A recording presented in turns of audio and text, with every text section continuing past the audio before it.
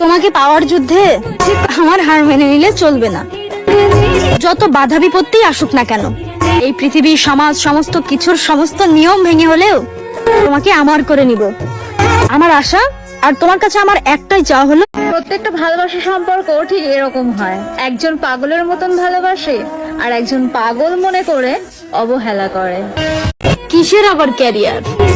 এই কথাটা শুধুমাত্র পোস্টার স্টোরিতেই মানায়, বাস্তবের সাথে কোনোই মিল নেই। মুরব্বীদের মুখে শুনেছি, অভাব যখন দরজায় এসে দাঁড়ায়, ভালোবাসা তখন জানালা দিয়ে পালায়। একজন পুরুষ প্রতিষ্ঠিত না হলে তার পরিবারও তাকে মূল্যায়ন করে না। আর তুমি তো পরের মেয়ে।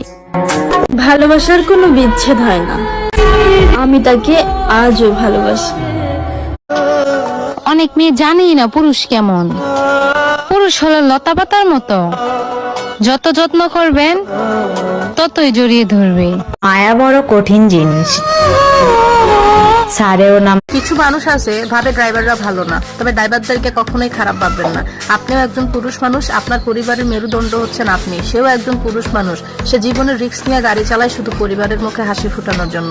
সেই দুঃখটা যদি আপনি পুরুষ মানুষ হয়ে না বুঝেন, তাহলে কি করে আর নারী হয়ে জন্মালে অনেক আপুরা মনে করে যে আমরা মেয়েরা হয়তো অনেক দুঃখী, তবে পুরুষ হয়ে জন্মালে বুঝতা বাস্তবতা কত কঠিন আর পরিস্থিতি কতটা ভয়ানক।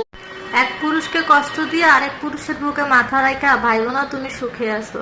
মনে রাখো, কাঁদাইলে কাঁদিতে হবে, এটা প্রকৃতির নিয়ম। এক মুঠো ভাতের কি মূল্য তোমার বাবা মাকে জিজ্ঞাসা করো। নিজে না খেয়ে তোমাকে খাওয়াইছে, এই কথাটা মনে রেখো।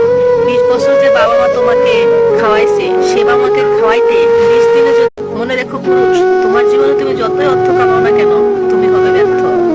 সন্তান বড় হওয়ার পরে যদি বাবা মায়ের ভুল ত্রুটি তার সামনে পড়ে, তুমিও বাবা হবে পুরুষ, সেদিন আর নয় বেশি।